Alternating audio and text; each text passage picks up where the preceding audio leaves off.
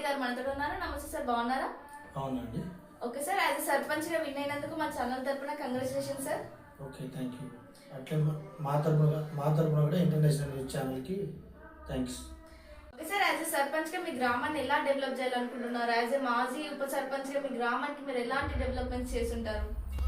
మాజీ ఉప సర్పంచ్గా గత 5 సంవత్సరాల్లో నేను మా అప్పుడున్న పీరియడ్లో ఒకటి అచ్చుతండ గ్రామం మెయిన్ ఆర్ఎన్బి రోడ్ నుంచి మా తండకు పోయే బీట్ రోడ్ ఒకటి కావడం జరిగింది. అదేవిధంగా మా తండాలో ఉన్న సిసి రోడ్డు అయితేనేమి, రోడ్ సైడ్స్ అవెన్యూ ప్లాంటేషన్ అయితేనేమి, పల్లె ప్రకృతి వనం అయితేనేమి, లేకపోతే డంపింగ్ యార్డ్ ఇవన్నీ చేయడం జరిగింది. అదేవిధంగా దాంతోపాటు లైటింగ్స్, వాటర్ సోర్సెస్ ఉండే వాటర్ మిషన్ భగీరథ ద్వారా వాటర్ కనెక్షన్ ఇంటింటికి ఇవ్వడం జరిగింది.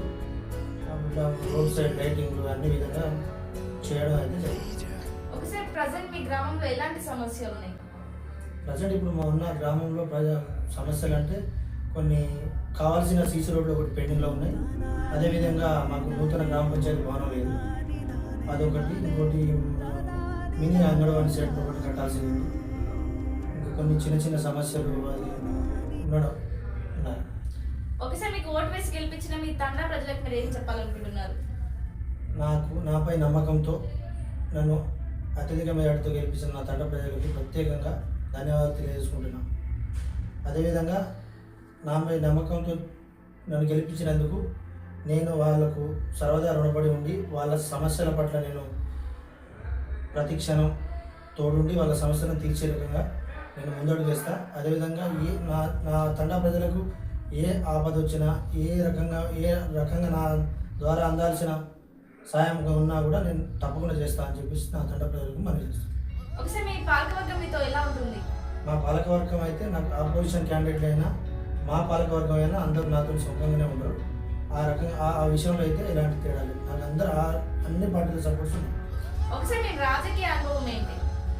గత 5 సంవత్సరాలు నేను ఇంతకు ముందు అయితే స్టూడెంట్ ఆర్గనైజర్గా చేసిన, దాని తర్వాత 2019లో మాకు నూతన గ్రామ పంచాయతీలు ఏర్పడడం జరిగింది. నూతన గ్రామ పంచాయతీలో భాగంగా మాకు ఎస్టీ రిజర్వేషన్ వచ్చింది. ఆ టర్మ్లో నాకు ఉప సర్పంచ్ పదవి రావడం జరిగింది. ఆ రోజు కూడా నాకు ఉప సర్పంచ్ పదవి రావడానికి నాకు సహకరించిన తోటి సర్పంచ్, తోటి వార్డు మెంబర్లకు, మా గ్రామ ప్రజలకు అందరికీ ధన్యవాదాలు. మీ ఛానల్ ద్వారా అంటే ఇప్పుడు ఉన్న సిచ్యువేషన్లో అయితే ఉన్న సమస్యలు అయితే చెప్పడం జరిగిందండి. అందులోటి ఇప్పుడు స్థానికంగా అయితే ఇప్పుడు జరగాల్సిన పనుల గురించి ఆల్రెడీ చెప్పడం జరిగింది. భవిష్యత్తులో ఇంకేమైనా కావాలంటే ఇప్పుడు ఇలాంటి కొన్ని అంటే ఇంటర్వ్యూస్ అంటే ఇప్పుడు మీ ఛానల్ ఇట్లాంటి కొన్ని మా తండలో కొన్ని వేరే సమస్యలు ఉంటాయి. కొన్ని సమస్యలు పై అధికారులకు చేరాలంటే రాజకీయ నాయకులు స్వయంగా పోవాలి.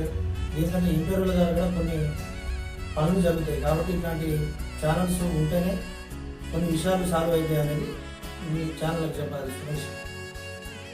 అలాగే మా గ్రామ ప్రజలకు, నన్ను గెలిపించిన ఓటు మహాశయులకు అందరికీ మీ ఛానల్ తరఫున నూతన సంవత్సరం మరియు మకర సంక్రాంతి శుభాకాంక్షలు తెలియజేసుకుంటూ ఈ